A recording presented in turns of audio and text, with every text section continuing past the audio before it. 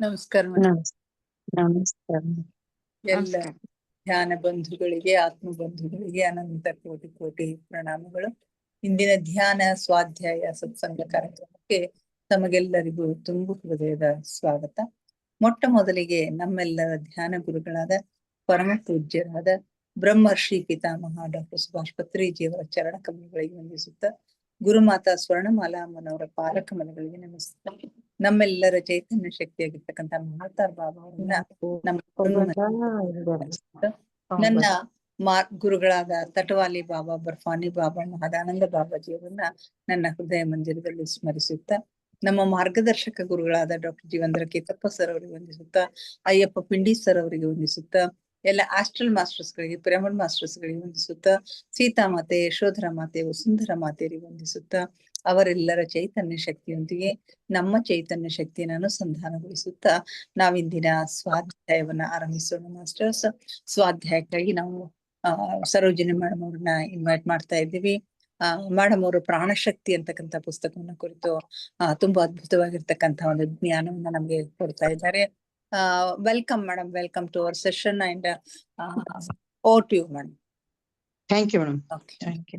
ಎಲ್ಲರಿಗೆ ಮೊದಲು ಪ್ರಣಾಮಗಳನ್ನು ಸಲ್ಲಿಸುತ್ತಾ, ಮೊದಲು ಪತ್ರಿಜಿಯವರಿಗೆ ಕೋಟಿ ಕೋಟಿ ಪ್ರಣಾಮಗಳನ್ನು ಅರ್ಪಿಸುತ್ತಾ, ಸ್ವರ್ಣಮಾಲಾ ಅಮ್ಮನವರಿಗೂ ಕೋಟಿ ಕೋಟಿ ಪ್ರಣಾಮಗಳನ್ನ ಅರ್ಪಿಸುತ್ತಾ, ನನ್ನ ಧ್ಯಾನ ಗುರುಗಳಾದಂತಹ ಕಿತ್ತಪ್ಪ ಗುರುಗಳಿಗೆ ಕೋಟಿ ಕೋಟಿ ಪ್ರಣಾಮಗಳನ್ನ ಸಲ್ಲಿಸುತ್ತಾ, ನನ್ನ ಎಲ್ಲ ವಸುಂಧರ ವಾರಿಯರ್ ಸಹೋದರಿಯರಿಗೆ ನನ್ನ ಧ್ಯಾನಾಂಜಲಿಯ ಪ್ರಣಾಮಗಳನ್ನ ಸಲ್ಲಿಸುತ್ತಾ, ನನಗೆ ಈ ವೇದಿಕೆಯಲ್ಲಿ ಅನುಭವವನ್ನ ಹಂಚಿಕೊಳ್ಳಿಕ್ಕೆ, ಸ್ವಾಧ್ಯಾಯವನ್ನ ಹಂಚಿಕೊಳ್ಳಿಕ್ಕೆ ಅವಕಾಶ ಕೊಟ್ಟಂತ ಗೌರಾದೇವಿ ಮೇಡಮ್ ಅವರಿಗೂ ನಾನು ನನ್ನ ಪ್ರಣಾಮಗಳನ್ನ ಸಲ್ಲಿಸುತ್ತಾ ಇಂದಿನ ಸ್ವಾಧ್ಯಾಯವನ್ನ ಪ್ರಾರಂಭಿಸ್ತೇನೆ.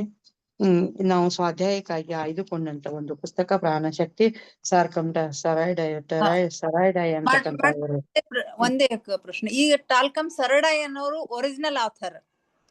ಒರಿಜಿನಲ್ ಬರ್ದವ್ರಿ. ಆಮೇಲೆ ನಾಗಜ್ಯೋತಿ ಸುಮಲತಾ ರಾಜು ಅನುವಾದ ಮಾಡಿದವ್ರು. ನಾಗಜ್ಯೋತಿ ಸುಮಲತಾ ರಾಜು ಅಂತಕ್ಕಂಥ ಅನುವಾದಿಸಿದವ್ರು ಈ ಪುಸ್ತಕವನ್ನ. ಅವ್ರದ್ದು ಇಂಗ್ಲಿಷ್ ನಿಂದ ಕನ್ನಡಕ್ಕೆ ಅನುವಾದಿಸಿದವ್ರು. ಮೇಡಮ್ ಎಲ್ಲಿ ಓರಿ ಅವೈಲೇಬಲ್ ಅದ ಏನ್ ಈಗ? ಅದಲ್ಲ, ಆನ್ಲೈನ್ ಒಳಗ್ ಸಿಗ್ತದ. ಆನ್ಲೈನ್ ಒಳಗ್ ಸಿಗ್ತದ್ರಿ? ಸಿಗ್ತದ್ರಿ. ನಾ ನೋಡಿ ಹೇಳ್ತೇನೆ ತಡೀರಿ ನಿಮ್ಗ. ಸಿಗ್ತದ ಆನ್ಲೈನ್ ಒಳಗ್. ಇವತ್ತು 5ನೇ ಒಂದು ಅಧ್ಯಾಯದಲ್ಲಿ 3 ಶಕ್ತಿಗಳು ಅಂತಕ್ಕಂತ ಅಧ್ಯಾಯದಲ್ಲಿ ನಾವಿದ್ದೇವೆ. ಏಕಾಗ್ರತೆ, ಧ್ಯಾನ, ಚಿಂತನೆ ಅಂತಕ್ಕಂತ ಈ 3 ಅದ್ಭುತವಾದ ಶಕ್ತಿಗಳಿಂದ ನಾವು ಧ್ಯಾನವನ್ನ ಯಾವ ರೀತಿ ಪಡ್ಕೊಳ್ಬಹುದು ಅಂತಕ್ಕಂಥದ್ದನ್ನ ನೋಡ್ತಾ ಇದ್ದೇವೆ. ಯಾವ ರೀತಿ ನಾವು ಪ್ರಾಣಶಕ್ತಿಯನ್ನ ಹೊಂದ್ಕೊಳ್ಳಿಕ್ಕೆ ಎಂಥ ವಾತಾವರಣ ಇರಬೇಕು, ಮತ್ತೆ ನಾವು ಎಂಥ ಸ್ವಭಾವವಂತರಾಗಿರ್ಬೇಕು, ಮತ್ತೆ ನಾವು ನೋಡ್ತಕ್ಕಂಥ ದೃಶ್ಯ, ನಾವು ಕೇಳ್ತಕ್ಕಂಥ ಶಬ್ದಗಳು ಅಥವಾ ನಾವು ನುಡಿತಕ್ಕಂಥ ಶಬ್ದಗಳು ಇವೆಲ್ಲವೂ ಕೂಡ ಎಂಥವು ಆಗಿರ್ಬೇಕು, ಅವುಗಳಿಂದ ಪ್ರಾಣಶಕ್ತಿ ಎಷ್ಟೊಂದು ನಿರ್ಮಾಣವಾಗ್ತದ ಅಂತಕ್ಕಂಥದ್ದನ್ನ ನಾವೇನ್ ಮಾಡಿದ್ದೇವೆ ನಿನ್ನೆ ಅಧ್ಯಾಯದಲ್ಲಿ ನೋಡಿದ್ದೇವೆ. ಇನ್ ಮುಂದುವರೆದಂತೆ ಹೇಳ್ತಾ ಇದ್ದಾರೆ, ಪ್ರಾಣಶಕ್ತಿ ನಾಶವಾಗುವುದರಿಂದ ಅಥವಾ ಕ್ಷೀಣಿಸುವುದರಿಂದ ಕಾಡ್ಗಿಚ್ಚು ಎನ್ನುವ ವಿಷಕಾರಿ ಅಗ್ನಿ ತಯಾರಾಗುತ್ತದೆ. ನೋಡು, ಪ್ರಾಣಶಕ್ತಿ ಯಾವ ಪ್ರದೇಶದಲ್ಲಿ ನಾಶವಾಗ್ತದ, ಕ್ಷೀಣವಾಗ್ತದ, ಆ ಪ್ರದೇಶದಲ್ಲಿ ಕಾಡ್ಗಿಚ್ಚು ಅಂತಕ್ಕಂತ ಒಂದು ವಿಷಕಾರಿಯಾದಂತ ಒಂದು ವಾತಾವರಣ ಅಥವಾ ಅಂಶ ತಯಾರಾಗ್ತದ ಅಂತಕ್ಕಂಥದ್ದನ್ನ ಹೇಳ್ಯಾರ. ಈ ಕಾಡ್ಗಿಚ್ಚು ಶರೀರ ಅವಯವಗಳನ್ನು ವಿಷಪೂರಿತಗೊಳಿಸುತ್ತಾ ಅನೇಕ ನೋವುಂಟು ಮಾಡುವ ವ್ಯಾಧಿಗಳನ್ನು ಸೃಷ್ಟಿಸುತ್ತದೆ. ನೋಡು, ಈ ಕಾಡ್ಗಿಚ್ಚು ಅಂತಕ್ಕಂಥದ್ದು ಮನುಷ್ಯನ ಶರೀರದಲ್ಲಿ ಅನೇಕ ನೋವುಗಳನ್ನ ಉಂಟು ಮಾಡ್ತದೆ. ಜೊತೆಗೆ ಅದು ಸಣ್ಣ ಸಣ್ಣ ವ್ಯಾಧಿಗಳನ್ನ ಉತ್ಪನ್ನ ಮಾಡ್ತಾ ಮನುಷ್ಯನ ಆರೋಗ್ಯದ ಮೇಲೆ ತುಂಬಾ ಪರಿಣಾಮವನ್ನು ಬೀರ್ತದ ಅಂತಕ್ಕಂಥದ್ದನ್ನ ಹೇಳ್ತಾ ಇದ್ದಾರೆ. ಈ ಕಾಡ್ಗಿಚ್ಚು ಕುಟುಂಬ ವ್ಯವಸ್ಥೆಗಳನ್ನು, ಸಮಾಜದಲ್ಲಿನ ಸಾಮರಸ್ಯವನ್ನು ಹಾಳು ಮಾಡುತ್ತಿರುತ್ತದೆ. ನೋಡ್ರಿ, ಯಾವ ಸಮಾಜದಲ್ಲಿ, ಯಾವ ವಾತಾವರಣದಲ್ಲಿ ಅಥವಾ ಯಾವ ಒಂದು ಏರಿಯಾದಲ್ಲಿ ಅಥವಾ ಯಾವ ಒಂದು ಊರಿನಲ್ಲಿ ಈ ಕಾಡ್ಗಿಚ್ಚು ಅಂತಕ್ಕಂಥದ್ದು ಹರಡುತ್ತದಲ್ಲ, ಅಲ್ಲೇ ಕುಟುಂಬ ವ್ಯವಸ್ಥೆಗಳು ಸರಿಯಾಗಿರೋದಿಲ್ಲ, ಕುಟುಂಬಗಳಲ್ಲಿ ನೆಮ್ಮದಿ ಇರೋದಿಲ್ಲ, ಕುಟುಂಬಗಳಲ್ಲಿ ಒಂದು ಸಂತೋಷ ಇರೋದಿಲ್ಲ. ಆ ಪ್ರದೇಶಗಳಲ್ಲಿ, ಆ ಸಮಾಜದಲ್ಲಿ ಸಮಾಜದಲ್ಲಿ ಸಾಮರಸ್ಯತೆ ಅನ್ನೋದು ಹಾಳಾಗಿ ಅಲ್ಲಿ ಮಾನವ ಸಂಬಂಧಗಳು ನಾಶವಾಗ್ತಿರ್ತಾವ, ಮಾನವ ಸಂಬಂಧಗಳು ಹದಗೆಟ್ಟು ಹೋಗ್ತಾವ ಅಂತಕ್ಕಂಥದ್ದನ್ನ ಇಲ್ಲಿ ಲೇಖಕರು ವ್ಯಕ್ತಪಡಿಸಿದ್ದಾರೆ. ಸಹಕಾರ ತತ್ವಗಳು ಕ್ಷೀಣಿಸಿ ಅಲ್ಲಿ ಸ್ನೇಹ ಬಾಂಧವ್ಯಗಳು ಹಾಳಾಗುತ್ತವೆ. ಅಂಥ ಸಮಾಜದಲ್ಲಿ ಒಬ್ಬರಿಗೊಬ್ಬರು ಸಹಕಾರ ಇರೋದಿಲ್ಲ, ಸಹಕಾರ ತತ್ವ ಅನ್ನೋದು ಆ ಸಮಾಜಕ್ಕೆ ಗೊತ್ತೇ ಆಗೋದಿಲ್ಲ. ಅಷ್ಟೇ ಅಲ್ಲ, ಬಾಂಧವ್ಯಗಳು ಹಾಳಾಗಿ ಹೋಗ್ತಾವ. ಒಂದು ಸಮಾಜದಲ್ಲಿ ಬಾಂಧವ್ಯಗಳಿಂದ ಕೂಡಿದಂತ ಸಮಾಜ ಅಲ್ಲಿ ಉಳಿಲಿಕ್ಕೆ ಸಾಧ್ಯ ಇಲ್ಲ, ಹಾಳಾಗಿ ಹೋಗ್ತದ ಅಂತಕ್ಕಂಥದ್ದನ್ನ ಹೇಳ್ತಾರ. ಅದಕ್ಕಾಗಿ ಎಲ್ಲಿ ಪ್ರಾಣಶಕ್ತಿ ಇರೋದಿಲ್ವೋ ಅಲ್ಲಿ ಈ ಒಂದು ವಿಷಕಾರಿಯಾದಂತ ಅನಿಲ, ಕಾಡ್ಗಿಚ್ಚಿನಂತ ವಿಷಕಾರಿ ಅನಿಲ ತುಂಬುತ್ತದ ಅಂತಕ್ಕಂಥದ್ದನ್ನ ಹೇಳಿದ್ದಾರೆ. ಆ ನಂತರ ನಾವು ಹೇಳಿದ್ದನ್ನು ಕೇಳ್ಬೋದು, ಹಿರಿಯರು ಹೇಳ್ತಿರ್ತಾರ, ಯಾವ ಒಬ್ಬ ಕೆಟ್ಟ ವ್ಯಕ್ತಿಯ ಸಮೀಪ ಕುಂತ್ರ ಆ ವ್ಯಕ್ತಿ ಹಾದು ಹೋದ ನೆಲದಾಗ ಒಂದು ಕರಿಕಿ ಸುಧಾ ಬೆಳೆಯಂಗಿಲ್ಲ ಅಂತೇಳಿ ಹಿರಿಯರ್ ಗಾದೆ ಮಾತು ಹೇಳ್ತಿರ್ತಾರ. ಆ ವ್ಯಕ್ತಿ ನಡೆದಾಡ ಜಾಗದಾಗ ಕರಿಕಿ ಬೆಳೆಯಂಗಿಲ್ಲ ಅಂತೇಳಿ. ಅದಷ್ಟ ಗಾದೆಗಳು ವೇದದಟ್ಟ ಸತ್ಯ ಅಂತ ಹೇಳ್ತಾರ. ಉದಾಹರಿಸ್ಬೋದು ನಾವಿಲ್ಲಿ. ಅಂತ ವ್ಯಕ್ತಿಗಳು ಇರೋ ಸ್ಥಳದಲ್ಲಿ ಸಾಮಾಜಿಕವಾಗಿ, ಭೌತಿಕವಾಗಿ ಅಥವಾ ಯಾವುದೇ ಆಧ್ಯಾತ್ಮಿಕವಾಗಿ ಅಥವಾ ಸಸ್ಯಗಳ ರೂಪಕ್ಕೆ ಯಾವುದೇ ಒಂದು ಚೈತನ್ಯವನ್ನ ಕೊಡೋದಿಲ್ಲ ಅನ್ನೋದು ಅಷ್ಟ ಸತ್ಯ ಅನ್ನೋದು ಇಲ್ಲಿ ಹೇಳ್ತಾ ಇದ್ದಾರೆ. ಆ ನಂತರ ಆವೇಶದಿಂದಿದ್ದು ವಿರುದ್ಧ ಸ್ವಭಾವಗಳಿಂದ ಆವೇಶದಿಂದಿದ್ದು ವಿಧ್ವಂಸಕ ಮನೋಭಾವನೆಯಿಂದ ಸ್ವಾರ್ಥಿಗಳಾಗಿ ಬೇರ್ಪಡಿಸುವ ಪ್ರವೃತ್ತಿಗಳಿಂದ ರೂಪುಗೊಳ್ಳುತ್ತಿರುತ್ತಾರೆ. ಯಾವತ್ತು ನೋಡ್ರಿ ಆವೇಶ, ದ್ವೇಷ, ಸ್ವಾರ್ಥ ಇಂಥ ಪ್ರವೃತ್ತಿಗಳಿಂದ ತುಂಬಿ ಸಮಾಜದಲ್ಲಿ ಹಾಹಾಕಾರವನ್ನು ಎಬ್ಬಿಸ್ತಾ ಇರ್ತಾರ ಅಂತಕ್ಕಂಥದ್ದನ್ನು ನಾವು ನೋಡಬಹುದು. ಈ ಕಾಡ್ಗಿಚ್ಚಿನ ಪ್ರಭಾವದಿಂದ ಹಿಂಸಾ ಪ್ರವೃತ್ತಿ, ಅಪರಾಧ ಪ್ರವೃತ್ತಿಗಳು ಅಧಿಕವಾಗುತ್ತವೆ. ನೋಡ್ರಿ, ಇವಾಗ ನಾವು ಜಗತ್ತಿನಲ್ಲಿ ಕಾಣ್ತಾ ಇದ್ದೇವೆ ಹಿಂಸಾ ಪ್ರವೃತ್ತಿಗಳು ಮತ್ತ ಅಪರಾಧ ಮನೋಭಾವಗಳು ಇವೆಲ್ಲ ನೋಡ್ತೀವಿ ನಾವು. ಎಷ್ಟೋ ಟೆರರಿಸ್ಟ್ಗಳು ನಿರ್ಮಾಣ ಆಗಿದ್ದಾರೆ. ಅವರೆಲ್ಲ ತಯಾರಾಗ್ತಕ್ಕಂಥ ಪ್ರದೇಶಗಳೇ ಇಂಥ ಕಾಡ್ಗಿಚ್ಚು ಇರತಕ್ಕಂಥ ಪ್ರದೇಶಗಳು. ಅಲ್ಲಿ ಒಂದು ಎಳ್ಳಕಾಳಿನಷ್ಟು ಕೂಡ ಪ್ರಾಣಶಕ್ತಿ ಅನ್ನೋದು, ವಿಶ್ವ ಕ್ಷೇತ್ರಾಗ್ನಿ ಅನ್ನೋದು ಇರೋದಿಲ್ಲ. ಅಂಥ ಪ್ರದೇಶದಾಗ ಹುಟ್ಟಿ ಬೆಳೆದಂತ ಮಕ್ಕಳೇ ಎಲ್ಲ ಇಂಥ ಟೆರರಿಸ್ಟ್ಗಳು, ಇಂಥ ವಿಧ್ವಂಸಕ ಕೃತ್ಯಗಳನ್ನು ಮಾಡ್ಲಿಕ್ಕೆ ತಯಾರಾಗ್ತಕ್ಕಂಥ ಆತ್ಮಗಳು ಅನ್ನೋದನ್ನು ನಾವು ನೋಡ್ಬಹುದು. ಆಮೇಲೆ ಹೇಳ್ತಾರ, ಮನುಷ್ಯರು ಅಸೂಯೆ ದ್ವೇಷಗಳಿಂದ ಕೆರಳಿರುತ್ತಾರೆ. ಅವರಿಗೆ ಸಹಾಯ ಮಾಡುತ್ತಿರುವವರ ಮೇಲೆಯೂ ವಿರುದ್ಧವಾಗಿ ಸ್ಪಂದಿಸುತ್ತಿರುತ್ತಾರೆ. ಈ ಕಾಡ್ಗಿಚ್ಚು ಮನುಷ್ಯರಲ್ಲಿ ಒಂದು ಉನ್ಮಾದದಂತೆ ಮೆಟ್ಟಿಕೊಳ್ಳುತ್ತದೆ. ಇದರಿಂದಾಗಿಯೇ ಪ್ರಾಚೀನರು ಈ ಕಾಡ್ಗಿಚ್ಚಿನ ಕತ್ತಲೆಯು ಆವರಿಸಿರುವ ಹೃದಯಗಳಿರುವ ಮನುಷ್ಯರ ಬಗ್ಗೆ ಬಹಳ ಜಾಗರೂಕತೆಯಿಂದ ವ್ಯವಹರಿಸಬೇಕೆಂದು ಹಿತವಚನ ನುಡಿದಿದ್ದಾರೆ. ನೋಡ್ರಿ, ಅದಕ್ಕಾಗಿ ಇಂಥ ಕಾಡ್ಗಿಚ್ಚು ಇರ್ತಕ್ಕಂಥ ಪ್ರದೇಶದಲ್ಲಿ ಇರ್ತಕ್ಕಂಥ ಮನುಷ್ಯರು ಏನಿರ್ತಾರಲ್ಲ, ಇವ್ರ ಜೊತೆಗೆ ಬಹಳ ಹುಷಾರಿನಿಂದ ನಾವು ವ್ಯವಹರಿಸಬೇಕು. ಯಾಕಂದ್ರೆ ಇವ್ರಿಗೆ ಯಾವ ಸಂದರ್ಭದಲ್ಲಿ ಎಂಥ ವಿನಾಶಕ ಘಟನೆಗಳಿಗೆ ಇಳಿತಾರೋ ಅನ್ನೋದು ಗೊತ್ತಿಲ್ಲ, ಎಂಥ ಒಂದು ರೋಷ ಭಾವನೆಯನ್ನು ಹೊಂದುತ್ತಾರೋ ಗೊತ್ತಿಲ್ಲ. ಅದಕ್ಕಾಗಿ ಆ ವ್ಯಕ್ತಿಗಳ ಜೊತೆಗೆ ನಾವು ವ್ಯವಹರಿಸಬೇಕಾದ್ರೆ ಬಹಳಷ್ಟು ಸೂಕ್ಷ್ಮವಾಗಿ ವ್ಯವಹರಿಸಬೇಕು, ಜಾಗರೂಕತೆಯಿಂದ ಇರಬೇಕು ಅನ್ನೋದನ್ನ ಇಲ್ಲಿ ಹೇಳ್ತಾ ಇದ್ದಾರೆ. ಇಲ್ಲಿ ಭೌತಿಕ ಆಯಾಮದಲ್ಲಿ ಕಾಡ್ಗಿಚ್ಚು ಶರೀರಗಳ ರೋಗ ನಿರೋಧಕ ವ್ಯವಸ್ಥೆಯನ್ನು ನಿರ್ಬಲಗೊಳಿಸುತ್ತದೆ. ಸುಖ ರೋಗಗಳು ಅಧಿಕವಾಗುವ ಸಾಧ್ಯತೆಗಳು ಸಹ ಅಧಿಕವಾಗಿ ಇರುತ್ತವೆ. ನೋಡ್ರಿ, ಇಲ್ಲಿ ಭೌತಿಕ ಒಂದು ಆಯಾಮದಲ್ಲಿ ಈ ಕಾಡ್ಗಿಚ್ಚು ಅನೇಕ ರೋಗಗಳನ್ನ, ದುರ್ಬಲ ರೋಗಗಳನ್ನ, ಸುಖ ರೋಗಗಳನ್ನ ಹರಡ್ತಕ್ಕಂಥ ಸಾಧ್ಯತೆಗಳು ಅದಾವ. ಎಲ್ಲಿ ಇಂಥ ಪ್ರದೇಶದಲ್ಲಿ ವ್ಯಕ್ತಿಗಳು ವಿಕಾರವಾದಂಥ ಮನೋಭಾವನೆಯನ್ನ, ಕಾಮಾಗ್ನಿಯನ್ನ ಹೊಂದ್ಕೊಂಡು ಅವರು ವಿಕಾರವಾದಂಥ ಮನೋಭಾವನೆಯನ್ನ ಹೊಂದಿರ್ತಾರ. ಆ ಪ್ರದೇಶದಲ್ಲಿ ರೋಗಗಳಿಗೆ ಒಂದು ದಾರಿ ಆಗ್ತಕ್ಕಂಥದ್ದನ್ನ ನಾವು ನೋಡಬಹುದು ಅಂತಾರ. ಪ್ರಾಣಶಕ್ತಿ ವಿಶ್ವಾಗ್ನಿಗಳೇ ಆನಂದದಂತೆ ರೂಪಾಂತರವಾಗುತ್ತಿರುತ್ತದೆ. ಎಲ್ಲಾ ರೀತಿಯ ಆರೋಗ್ಯ ಸಮಸ್ಯೆಗಳು ಮನುಷ್ಯರಲ್ಲಿ ಆನಂದವನ್ನು ಲೋಪಿಸಿದಾಗ ದುಃಖವು ಅವಹಿಸಿದಾಗ ಪ್ರಾರಂಭವಾಗುತ್ತದೆ. ನೋಡ್ರಿ, ಎಲ್ಲಾ ರೀತಿಯ ರೋಗಗಳು, ಅವಘಡಗಳು ಯಾವಾಗ ಬರ್ತಾವಂದ್ರೆ ಮನುಷ್ಯರಲ್ಲಿ ಪ್ರಾಣಶಕ್ತಿ ಕಡಿಮೆಯಾದಾಗ ಮತ್ತು ಮನುಷ್ಯನಲ್ಲಿ ಕಾಡ್ಗಿಚ್ಚು ಹೆಚ್ಚಾದಾಗ ಇಂಥವೆಲ್ಲ ಆಗ್ಲಿಕ್ಕೆ ಸಾಧ್ಯ ಅದ. ದುಃಖವು ಅಧಿಕವಾಗುತ್ತಿದ್ದರೆ ಸಮಸ್ತ ಪ್ರಪಂಚದಾದ್ಯಂತ ಆರೋಗ್ಯ ಸಮಸ್ಯೆಗಳು ಅಧಿಕವಾಗುತ್ತವೆ.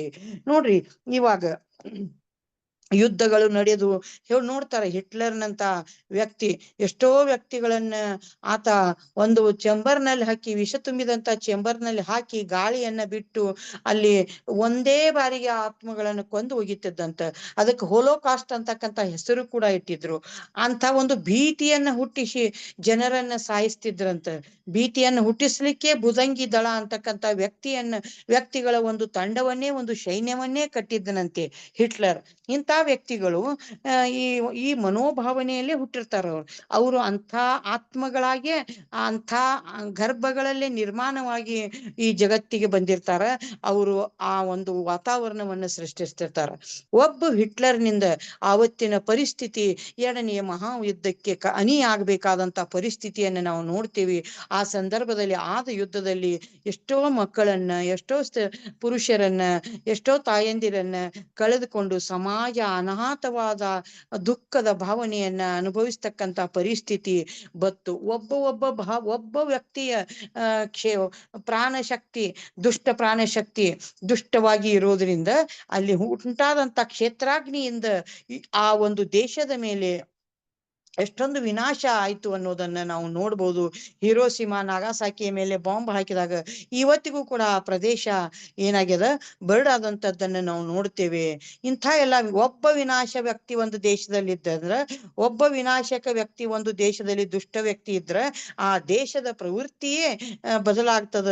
ರಾಜಕೀಯ ವ್ಯಕ್ತಿಗಳು ಸದೃಢವಾದಂತ ಮನೋಭಾವನೆಯನ್ನ, ಆರೋಗ್ಯಯುತ ಮನೋಭಾವನೆಯನ್ನ ಹೊಂದಿದಂತ ವ್ಯಕ್ತಿಗಳು ದೇಶಕ್ಕೆ ಇರಬೇಕು ಅಂತಕ್ಕಂಥದ್ದನ್ನ ನಾವು ನೋಡ್ತೀವಿ. ಆ ನಿಟ್ಟಿನಲ್ಲಿ ನಾವು ಇವತ್ತು ಮೋದಿಜಿಯವರನ್ನ ಉದಾಹರಿಸಬಹುದು. ಒಬ್ಬ ತತ್ವಜ್ಞಾನಿ ಅರಸು ಸಮಾಜಕ್ಕೆ ಬಂದದ್ದೇ ಆದ್ರೆ ಆ ರಾಷ್ಟ್ರ ಒಂದು ಗೋಲ್ಡನ್ ಯುಗವನ್ನ ಅನುಭವಿಸ್ತದ ಅಂತಕ್ಕಂಥದ್ದನ್ನ ಪ್ಲೇಟೋ, ಅರಿಸ್ಟಾಟಲ್ ಅಂತವರು ಹೇಳಿದಾರ. ಹಂಗ ಇಲ್ಲಿ ನಾವು ಒಬ್ಬ ತತ್ವಜ್ಞಾನಿ ಅರಸನನ್ನಾಗಿ ಅಥವಾ ಸನ್ಯಾಸಿ ಅರಸನನ್ನಾಗಿ ನಾವು ಇವತ್ತು ಮೋದಿಜಿಯವರನ್ನ ಉದಾಹರಿಸಬಹುದು ಅಂತಕ್ಕಂಥದ್ದನ್ನ ಇಲ್ಲಿ ವ್ಯಕ್ತಪಡಿಸ್ತೇನೆ. ಆ ನಂತರ ಹೀಗೆ ದುಃಖವು ಅಧಿಕವಾಗುತ್ತಿದ್ದರೆ ಸಮಸ್ತ ಪ್ರಪಂಚದಾದ್ಯಂತ ಆರೋಗ್ಯ ಸಮಸ್ಯೆಗಳು ಅಧಿಕವಾಗುತ್ತವೆ. ಹೀಗೆ ಮಾನವನಲ್ಲಿ ಅಧಿಕವಾಗುತ್ತಿರುವ ದುಃಖವು ಸುತ್ತಮುತ್ತಲಿನ ಪರಿಸರದಲ್ಲಿಯೂ ಸಹ ದುಃಖ ಸ್ವಭಾವಗಳನ್ನು ಸೃಷ್ಟಿಸಿ ಚೆನ್ನಾಗಿರುವ ಮನುಷ್ಯರಲ್ಲಿಯೂ ಸಹ ದುಃಖವನ್ನು ಪ್ರೇರೇಪಿಸುತ್ತಾ ಇರುತ್ತದೆ. ನೋಡ್ರಿ, ಆ ಸಮಾಜದಲ್ಲಿ ಒಳ್ಳೆಯವರು ಕೆಲವೊಬ್ರು ಇದ್ರೂ ಕೂಡ ಅವರಿಗೂ ಕೂಡ ಈ ದುಃಖ ಮನೋಭಾವನೆ ಬಂದು ಹರಡಿ ಅವರೂ ಕೂಡ ತಮ್ಮ ಪ್ರಾಣಾಗ್ನಿಯನ್ನ, ತಮ್ಮ ವಿಶ್ವಶಕ್ತಿಯನ್ನ, ಪ್ರಾಣಶಕ್ತಿಯನ್ನ ಕಳ್ಕೊಂಡು ಬದುಕ್ತಿರ್ತಕ್ಕಂಥದ್ದನ್ನ ನಾವು ನೋಡ್ಬೋದು. ಪ್ರಾಣಶಕ್ತಿ ದುಃಖವನ್ನು ತೊಲಗಿಸಿ ಆನಂದವನ್ನು ತುಂಬುತ್ತದೆ. ಪ್ರಾಣಶಕ್ತಿ ಅಂತಕ್ಕಂಥದ್ದು ದುಃಖವನ್ನು ತೊಲಗಿಸಿ ಆನಂದವನ್ನ ಸಮಾಜದಲ್ಲೇ, ವ್ಯಕ್ತಿಗಳಲ್ಲೇ, ಸಂಘಗಳಲ್ಲೇ, ಸಂಸ್ಥೆಗಳಲ್ಲೇ, ಕುಟುಂಬಗಳಲ್ಲಿ ತುಂಬತಕ್ಕಂತ ಒಂದು ಶಕ್ತಿ ಯಾವುದಂದ್ರ ಪ್ರಾಣಶಕ್ತಿ. ಆನಂದವಿದ್ದರೆ ಈ ಎಲ್ಲ ಆರೋಗ್ಯ, ಆನಂದವಿದ್ದರೆ ಈ ಎಲ್ಲ ಸ್ವಾಸ್ಥ್ಯ, ಆನಂದವಿದ್ದರೆ ಈ ಸಮಾಜಗಳ ಸ್ವಾಸ್ಥ್ಯ. ಅಂಥ ಆನಂದವನ್ನ ತುಂಬತಕ್ಕಂಥ ಶಕ್ತಿ ಈ ಪ್ರಾಣಶಕ್ತಿ ಇದೆ ಅಂತಕ್ಕಂಥದ್ದನ್ನ ವ್ಯಕ್ತಪಡಿಸ್ತಾ ಇದ್ದಾರೆ. ನಮ್ಮ ಹೃದಯದಲ್ಲಿ ಆನಂದವು ಪ್ರವೇಶಿಸಿದ ಕೂಡಲೇ ಆರೋಗ್ಯವು ಸುಧಾರಿಸಲು ಪ್ರಾರಂಭವಾಗುತ್ತದೆ. ನೋಡ್ರಿ, ಯಾವಾಗ ನಮ್ಮ ಹೃದಯದಲ್ಲಿ ಆನಂದವಾಗಿರ್ತೇವೆ, ನಾವು ಯಾವಾಗ ಹಸನ್ಮುಖರಾಗಿ ನಗ್ನಗ್ತಾ ಇರ್ತೇವೆ, 4 ಮಂದಿ ಜೊತೆಗೂ ಕೂಡ ನಾವು ಹಸನ್ಮುಖರಾಗಿರ್ತೇವೆ, ಅಂತ ಸಂದರ್ಭದಲ್ಲಿ ಆರೋಗ್ಯ ಆಟೋಮೆಟಿಕ್ ಆಗಿ ಸುಧಾರಿಸ್ತದ ಅಂತಕ್ಕಂಥದ್ದನ್ನ ನಾವು ನೋಡ್ಬೋದು. ಪ್ರತಿಯೊಬ್ಬರೂ ಸಹ ತಮ್ಮ ಸುತ್ತಮುತ್ತಲಿನ ಪರಿಸರವನ್ನು ಆನಂದದಿಂದ ತುಂಬಲು ಪ್ರಯತ್ನಿಸಬೇಕು. ನೋಡ್ರಿ, ಕೆಲವೊಬ್ಬ ವೈದ್ಯರನ್ನ ನೋಡ್ತೇವೆ ನಾವು. ಕೆಲವೊಂದು ವೈದ್ಯರ ಕಡೆಗೆ ಹೋದಾಗ ಅವರು ತುಂಬಾ ನಗೆಚಾಟಿಯಿಂದ ಅಥವಾ ಅತಿ ಆತ್ಮೀಯತೆಯಿಂದ, ಪ್ರೀತಿಯಿಂದ ರೋಗಿಯನ್ನ ಸ್ಪರ್ಶಿಸಿ ಆತನನ್ನ ಹಸನ್ಮುಖನಾಗಿ ಮಾಡಿ ಆತನಿಗೆ ಟ್ರೀಟ್ಮೆಂಟ್ ಕೊಟ್ಟಿದ್ದೆ ಆದ್ರೆ ಆ ಒಂದು ವೈದ್ಯನ ಸ್ಪರ್ಶದಿಂದಲೇ ಎಷ್ಟೋ ರೋಗ ಅರ್ಧದಟ್ಟು ಕಡಿಮೆಯಾಗಿ ಹೋಗಿರ್ತದ ಅಂತಕ್ಕಂಥದ್ದನ್ನ ನಾವು ನೋಡ್ತೇವೆ. ಹಂಗ ಒಬ್ಬ ವ್ಯಕ್ತಿ ಆನಂದದಿಂದ ಸಮಾಜದೊಳಗ ಇನ್ನೊಬ್ಬರಿಗೆ ಆನಂದವನ್ನು ಕೊಟ್ಟ ಒಬ್ಬ ರೋಗಿಗೆ ಹಿತ ಆನಂದವನ್ನು ಕೊಟ್ರೆ ಅಲ್ಲಿ ಸ್ವಾಸ್ಥ್ಯ ಅಂತಕ್ಕಂಥದ್ದು ರೂಪುಗೊಳ್ಳುತ್ತದೆ ಅನ್ನೋದನ್ನ ಇಲ್ಲಿ ವ್ಯಕ್ತಪಡಿಸ್ತಾ ಇದ್ದಾರೆ. ಏಕೆಂದರೆ ಆನಂದದಿಂದಲೇ ಆರೋಗ್ಯ, ಸಂತೋಷ, ಯಶಸ್ಸು, ಬೆಳಕು, ಪ್ರೀತಿ, ಅಧಿಕಾರ ಶಕ್ತಿ ಸಹ ಲಭಿಸುತ್ತದೆ. ನೋಡ್ರಿ, ಎಷ್ಟೊಂದು ಆನಂದಕ್ಕೆ ಇಲ್ಲಿ ಅವರು ಮಹತ್ವ ಕೊಟ್ಟಾರಂದ್ರ ಆನಂದದಿಂದಲೇ ಆರೋಗ್ಯ, ಸಂತೋಷ, ಯಶಸ್ಸು, ಬೆಳಕು, ಪ್ರೀತಿ, ಅಧಿಕಾರ ಶಕ್ತಿ ಇವೆಲ್ಲವನ್ನೂ ಕೂಡ ಪಡಿಲಿಕ್ಕೆ ನಾವು ಮೊದಲು ಆನಂದವಾಗಿರಬೇಕು. ನಾವು ಮೊದಲು ಆನಂದವಾಗಿರ್ಬೇಕು ಅಂತಂದ್ರೆ ನಮಗೆ ಪ್ರಾಣಶಕ್ತಿ ಅಧಿಕವಾಗಿ ಬೇಕು ಅನ್ನೋದನ್ನ ನೋಡ್ಬಹುದು. ನೋಡ್ರಿ, ಪ್ರಾಣಶಕ್ತಿ ಆನಂದಕ್ಕೆ ಎಷ್ಟು ಸ್ಫೂರ್ತಿಯೋ ಆನಂದ ಈ ಎಲ್ಲದಕ್ಕೂ ಕೂಡ ಅಷ್ಟೇ ಸ್ಫೂರ್ತಿ. ಯಾವುದಕ್ಕ? ಆರೋಗ್ಯಕ್ಕ, ಸಂತೋಷವಾಗಿರ್ಲಿಕ್ಕೆ, ಯಶಸ್ಸನ್ನು ಹೊಂದಲಿಕ್ಕೆ, ಬೆಳಕು ಕಾಣ್ಲಿಕ್ಕೆ, ಆಧ್ಯಾತ್ಮಿಕವಾಗಿ ಭೌತಿಕವಾದಂತ ಬೆಳಕನ್ನು ಕಾಣ್ಲಿಕ್ಕೆ, ಪ್ರೀತಿಯನ್ನ ಹಂಚ್ಕೊಳ್ಳಿಕ್ಕೆ, ಪ್ರೀತಿಯನ್ನ ಹೆಚ್ಚು ಮಾಡ್ಕೊಳ್ಳಿಕ್ಕೆ, ಅಧಿಕಾರವನ್ನು ಹೊಂದಲಿಕ್ಕೂ ಕೂಡ. ನೋಡ್ರಿ, ಒಬ್ಬ ವ್ಯಕ್ತಿ ತನ್ನ ಪ್ರೀತಿಯಿಂದ, ತನ್ನ ಒಂದು ಆನಂದದ ಪ್ರಭಾವದಿಂದ ಅಥವಾ ಇನ್ನೊಬ್ಬರ ಜೊತೆಗೆ ವರ್ತಿಸ್ತಕ್ಕಂಥ ನಡೆನುಡಿಗಳಿಂದ ಆತ ಅಧಿಕಾರವನ್ನು ಕೂಡ ಹೊಂದಬಹುದು ಅಂತಕ್ಕಂಥದ್ದನ್ನ ನಾವಿಲ್ಲಿ ನೋಡ್ತೀವಿ. ದುಃಖವು ಪ್ರಾಣಶಕ್ತಿಯನ್ನು ಅಧಿಕವಾಗಿ ವ್ಯಯ ಮಾಡಿ ನೀರಿನ ನಿರೋಧಕ ವ್ಯವಸ್ಥೆಯನ್ನು ಹಾಳು ಮಾಡಿ ಶರೀರದ ನಿರೋಧಕ ವಸ್ತುವನ್ನು ಹಾಳು ಮಾಡಿ ಹಾನಿಕಾರಕವಾದ ಸೂಕ್ಷ್ಮ ಜೀವಿಗಳಿಗೆ ಶರೀರದಲ್ಲಿ ವಸತಿಯನ್ನು ನೀಡುತ್ತದೆ. ನೋಡ್ರಿ, ದುಃಖ ಅಂತಕ್ಕಂಥದ್ದು ಪ್ರಾಣಶಕ್ತಿಯನ್ನು ಹಾಳು ಮಾಡೋದು ಅಟ್ಟ ಅಲ್ದ, ಶರೀರದೊಳಗ ಒಂದು ರೋಗ ಬರ್ತಕ್ಕಂಥ ನಿರೋಧಕ ಶಕ್ತಿಯನ್ನ, ವ್ಯವಸ್ಥೆಯನ್ನ ಇಲ್ಲಿ ರೂಪಿಸ್ತದ. ಶರೀರದಲ್ಲಿ ಸೂಕ್ಷ್ಮ ಜೀವಿಗಳಿಗೆ ಏನ್ ಮಾಡ್ತದ? ವಸತಿ ಮಾಡಿಕೊಡ್ತದ ಅಂತಕ್ಕಂಥದ್ದನ್ನ ನಾವು ನೋಡ್ತೇವೆ. ಅದಕ್ಕಾಗಿ ಯಾವಾಗಲೂ ನಾವು ಯಾವುದೇ ವಿಷಯಕ್ಕೆ ದುಃಖ ಪಡಬಾರ್ದು. ಈಗ ಯಾರಾದ್ರೂ ಹಿರಿಯರಿಗೆ ಏನಾದ್ರೂ ಆದ್ರ ಅಥವಾ ಮನೆಯಲ್ಲಿ ಏನಾದ್ರೂ ಆದ್ರ ನಾವು ದುಃಖಿಸ್ತಿರ್ತೇವೆ. ದುಃಖಿಸಬಾರ್ದು, ರೋಧಿಸಬಾರ್ದು. ಅದರಿಂದ ಮನುಷ್ಯನ ಶರೀರದಲ್ಲಿ ಜೀವಕಣಗಳು, ಸೂಕ್ಷ್ಮ ಜೀವಿಗಳು ಶರೀರದಲ್ಲಿ ಜೀವಕಣಗಳು ಹಾಳಾಗಿ ಅನೇಕ ಮಾರಕ ಸೂಕ್ಷ್ಮ ಜೀವಿಗಳು ಮನುಷ್ಯನ ಶರೀರವನ್ನ ಪ್ರವೇಶಿಸ್ತಾವ ಅಂತಕ್ಕಂಥದ್ದನ್ನಿಲ್ಲೇ ಸರಾಯ್ಡಾಯ್ ಅವರು ವ್ಯಕ್ತಪಡಿಸಿದ್ದಾರೆ. ಆನಂದವು ಅಂತರಂಗದಲ್ಲಿರುವ ಅಲ್ಲೋಲ ಕಲ್ಲೋಲಗಳನ್ನು ಸರಿಪಡಿಸುತ್ತಾ ಮಾನವರನ್ನು ಆರೋಗ್ಯದಿಂದ ಬಹಳ ಜೀವಂತಿಕೆಯಿಂದ ಇರುವಂತೆ ಮಾಡುತ್ತದೆ. ನೋಡ್ರಿ, ಮನುಷ್ಯ ಒಬ್ಬ ಆನಂದವಾಗಿರ್ತಕ್ಕಂಥ ಮನುಷ್ಯನ ಶರೀರ ಅಲ್ಲೋಲ ಕಲ್ಲೋಲ ಆಗೋದಿಲ್ಲ. ಪ್ರಶಾಂತವಾದ ಮನಸ್ಸಿರ್ತದೆ, ಪ್ರಶಾಂತವಾದ ವಿಚಾರಗಳಿರ್ತಾವ, ಪ್ರಶಾಂತವಾದ ನಡೆನುಡಿ ಇರ್ತದೆ. ಆದ್ದರಿಂದ ಒಬ್ಬ ವ್ಯಕ್ತಿಯಲ್ಲಿ ಜೀವಂತಿಕೆಯನ್ನು ಹುಟ್ಟಿಸ್ತಕ್ಕಂಥದ್ದು ಆನಂದ ಅಂತಕ್ಕಂಥದ್ದನ್ನು ಹೇಳ್ತಾರೆ. ಆನಂದವು ಭೌತಿಕ ಶರೀರವನ್ನು ಮಾತ್ರವಲ್ಲದೆ ನಮ್ಮ ಅನುಭೌತಿಕ ಶರೀರವನ್ನು ಸಹ ಪ್ರಭಾವಿತಗೊಳಿಸುತ್ತದೆ. ನೋಡ್ರಿ, ಭೌತಿಕ ಶರೀರಕ್ಕೆ ಮಾತ್ರ ಇದು ಆನಂದ ಮಾತ್ರ ಒಳ್ಳೇದಂತಲ್ಲ, ಅನುಭೌತಿಕ ಮನುಷ್ಯನ ಪ್ರತಿ ಒಂದು ಅಣುವು ಕೂಡ, ಸೂಕ್ಷ್ಮ ಶರೀರವೂ ಕೂಡ ಈ ಆನಂದದಿಂದ ಪ್ರಫುಲ್ಲಿತವಾಗಿರ್ತದ ಮತ್ತು ಪ್ರಚೋದಿತವಾಗಿರ್ತದ ಮತ್ತು ಸ್ವಾಸ್ಥ್ಯವನ್ನು ಹೊಂದುತ್ತದೆ ಅಂತಕ್ಕಂಥದ್ದನ್ನ ವ್ಯಕ್ತಪಡಿಸ್ತಾರ. ಆನಂದವು ನಮ್ಮನ್ನು ವಿವೇಕವಂತರನ್ನಾಗಿಸಿ ನಮ್ಮಲ್ಲಿ ಅನರ್ಹತೆಗಳನ್ನು, ವಿಷಯಗಳನ್ನು ಹುಟ್ಟಿಸುವ ವ್ಯವಸ್ಥೆಯನ್ನು ತೊಲಗಿಸುತ್ತದೆ. ನಮಗೇನ್ ಮಾಡ್ತೈತಿ? ವಿವೇಕವಂತರನ್ನಾಗಿ ಮಾಡ್ತದ. ಆನಂದ ಅಂತಕ್ಕಂಥದ್ದು ವಿವೇಕವಂತರನ್ನಾಗಿ ಸದ್ವಿಚಾರಗಳನ್ನು ಹೊಂದತಕ್ಕಂತ ಒಬ್ಬ ವ್ಯಕ್ತಿಯನ್ನಾಗಿ ಮಾಡ್ತದ. ಎಷ್ಟೋ ಅನರ್ಹ ವಿಷಯಗಳನ್ನ ನಮ್ಮಿಂದ ಹೊಡೆದು ಓಡಿಸ್ತಕ್ಕಂತ ಕೆಲಸವನ್ನ ಮಾಡ್ತದ ಅಂತ ಹೇಳ್ತಾ ಇದ್ದಾರೆ. ಆನಂದವು ನಮ್ಮ ಮನಸ್ಸನ್ನು ಸಹ ಪ್ರಭಾವಿತಗೊಳಿಸುತ್ತದೆ, ಮನಸ್ಸನ್ನು ಸೃಜನಾತ್ಮಕತೆಯಿಂದ ತುಂಬುತ್ತದೆ. ಮನಸ್ಸಿನಲ್ಲಿ ಸಂಗ್ರಹವಾಗುತ್ತಿರುವ ದುಃಖಗಳೇ ಎಲ್ಲಾ ಮಾನಸಿಕ ಅಸ್ವಸ್ಥತೆಗೆ ಮೂರ್ಖತನಕ್ಕೆ ಕಾರಣ ಎಂಬ ವಿಷಯವನ್ನು ನಿರೂಪಿಸುವ ದಿನ ಖಚಿತವಾಗಿಯೂ ಬರುತ್ತದೆ. ನೋಡ್ರಿ, ಆನಂದವೇ ಮನುಷ್ಯನ ಮನಸ್ಸಿನ ಎಲ್ಲಾ ಒಂದು ದುಃಖಗಳಿಗೆ ಅಥವಾ ಮೂರ್ಖತನಗಳಿಗೆ ಅಥವಾ ಕೆಟ್ಟ ವಿಚಾರಗಳಿಗೆ ಕಾರಣವಾಗ್ತದ ಅಂತಕ್ಕಂಥದ್ದನ್ನ ಖಚಿತಪಡಿಸ್ತಕ್ಕಂತ ದಿನಗಳು ಮುಂದಿನ ದಿನಮಾನದಲ್ಲಿ ಬರುವ ಸಂದರ್ಭ ಇದೆ ಅಂತಕ್ಕಂಥದ್ದನ್ನು ವ್ಯಕ್ತಪಡಿಸ್ತಾ ಇದ್ದಾರೆ. ಆನಂದದಿರುವ ಮನೆಗಳಲ್ಲಿ ಮಕ್ಕಳೇ ಚೆನ್ನಾಗಿ ಬೆಳೆಯುತ್ತಾರೆ ಹಾಗೂ ಅವರ ಸಾಮರ್ಥ್ಯಗಳೆಲ್ಲವೂ ಚೆನ್ನಾಗಿ ವಿಕಸಿತಗೊಳ್ಳುತ್ತವೆ. ಯಾವ ಮನೆಯಲ್ಲಿ ಆನಂದ ಇರ್ತದಲ್ಲ, ಅಲ್ಲಿ ಮಕ್ಕಳು ಕೂಡ ತುಂಬಾ ಚೆನ್ನಾಗಿ ಬೆಳಿತಾರ, ಹಸನ್ಮುಖರಾಗಿರ್ತಾರ, ತುಂಬಾ ಆಧ್ಯಾತ್ಮಿಕ, ಭೌತಿಕ, ಶಾರೀರಿಕ ಒಂದು ಶಕ್ತಿಯನ್ನ ಹೊಂದಿ ಪ್ರಫುಲ್ಲಿತ ಮಾನವ ಸಂಕುಲಗಳಾಗಿ ಬೆಳವಣಿಗೆ ಹೊಂದುತ್ತಾರ. ಮಾನವ ಸಂಪನ್ಮೂಲಗಳಾಗಿ ಮಕ್ಕಳು ಬೆಳಿತಾವ ಅಂತಕ್ಕಂಥದ್ದನ್ನ ಇಲ್ಲಿ ವ್ಯಕ್ತಪಡಿಸ್ತಾ ಇದ್ದಾರೆ. ಪ್ರಾಣಶಕ್ತಿಯೇ ಆನಂದಕ್ಕೆ ಅಂತ ಮೂಲ ಕೇಂದ್ರ. ಆನಂದಕ್ಕೆ ಮೂಲ ಕೇಂದ್ರವೇ ಪ್ರಾಣಶಕ್ತಿ. ನೋಡ್ರಿ, ಪ್ರಾಣಶಕ್ತಿಯೇ ಆನಂದಕ್ಕೆ ಮೂಲ ಕೇಂದ್ರ ಆದ್ರೆ ಆನಂದವೇ ಪ್ರಾಣಶಕ್ತಿಗೆ ಮೂಲ ಕೇಂದ್ರ ಅಂತಕ್ಕಂಥದ್ದನ್ನು ವ್ಯಕ್ತಪಡಿಸ್ತಾ ಇದ್ದಾರೆ. ಇವೆರಡು ಒಂದೇ ನಾಣ್ಯದ ಎರಡು ಮುಖಗಳಿದ್ದಂತೆ. ಯಾವಾಗ ನಾವು ಪ್ರಾಣಶಕ್ತಿಯನ್ನು ಹೊಂದುತ್ತೇವಿ ಆವಾಗ ನಾವು ಆನಂದವಾಗಿರ್ತೇವಿ. ಯಾವಾಗ ನಾವು ಆನಂದವಾಗಿರ್ತೇವಿ ಪ್ರಾಣಶಕ್ತಿಯ ಆಗ್ರಹ ಅಲ್ಲಿ ಆಗ್ತದ ಅನ್ನೋದನ್ನ ನೋಡ್ತಾರ. ಪ್ರಾಣಶಕ್ತಿ ಅಂತೆ ಎಂದಿಗೂ ನಾಶವಾಗದ ಪದಾರ್ಥ.